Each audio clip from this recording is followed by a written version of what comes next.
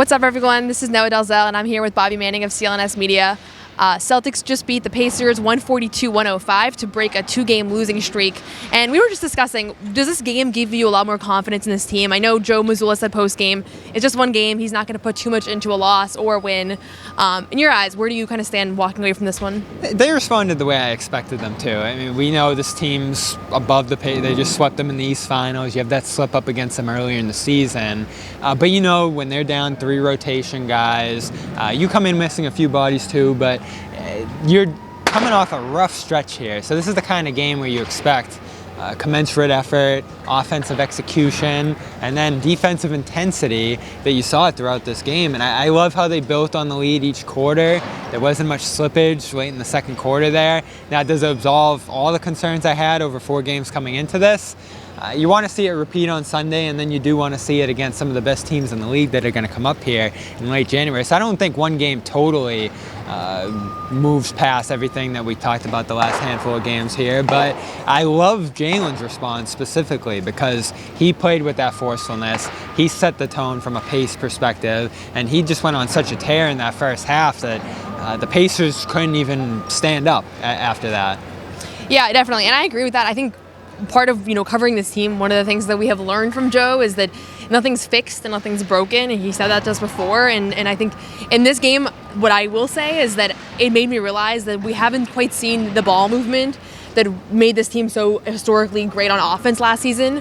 And I'm not just talking about, obviously they got off to a hot start shooting, but beyond that, like guys passing up open looks to find better shots. Luke Cornett cutting in the middle to find a cutting Jason Tatum for a wide open layup. Like so many plays that I'm like, I don't know that we have seen those for the last few weeks, just consistently. And in turn, the defense was a lot better. And so to me, it's like maybe a little bit of a muscle memory thing where I feel like a bunch of individual guys were able to find a rhythm that they haven't really been in. Not everybody, and it's not going to be a fixed thing that now all of a sudden we're going to see everybody coming at it and not making any mistakes or anything like that. But did you feel that way too, where just offensively, like we're seeing this team resemble a team that we haven't seen in a little bit here? Yeah, there's some things they've done great this year. The turnovers are still low. I think they managed that well in this game. They've shot okay. I think they shot a little bit above their average for the year in this one, or they were hovering there for most of the night before the bench came in late.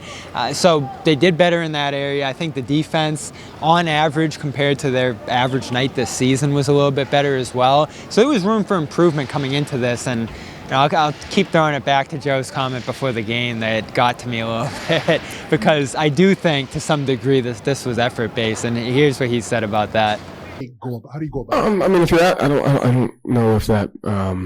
I would never say that we're not motivated. I think I would never say that. So I don't think that's the case in a lot of the things. I think it's more of the details at times, the communication at times. I don't question the intrinsic motivation to our guys or where they're at. So I don't think that's the case at all. And I think it's easy to look at one game and say it's the defense. I mean, just 2 games ago we dominated Chicago defensively, had 2 25-point quarters. So I just think when you're in a tough stretch and when it's not going well, the easiest thing for the untrained eye to see is defense, effort, motivation, and those are just kind of words that people throw around. I think the things that we really have to get better at is what we focused on today.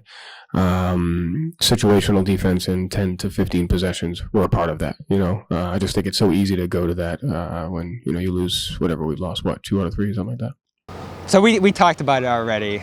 I know you agree with him a little more than I do, but wasn't this game a little bit more effort-based, intensity-based, whatever word you want to use, because he didn't like effort and motivation, but he did like details and execution and all the way down the line. I think we're talking about the same thing. One thing about Joe is that he's very particular about exact words. Like, I think that we might use the word effort interchangeably with, intentionality or whatever else, but he thinks each one of those words means something very different. Right.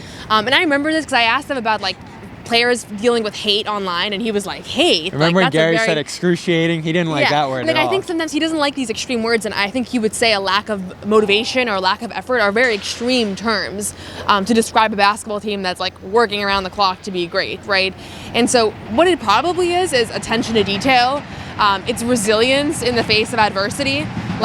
What makes a great basketball team is that when other teams go on runs or when things aren't going your way, you're able to withstand that, and you're able to respond, and you're able to still stick to all the rules and processes that you adhere to as a team. And I think in the Philadelphia game, we saw them stray away from their principles, from things that they know better than to do that. And it's not like a lack of desire. Sometimes it's they wanting it too bad. I mean, we talk about last year in the finals, Game 4. Obviously, there's nobody that would question how much they wanted to win that game and win the championship. And they came out looking like it was a lack of effort. Like, I mean, you could turn down that game and say, why aren't they trying hard?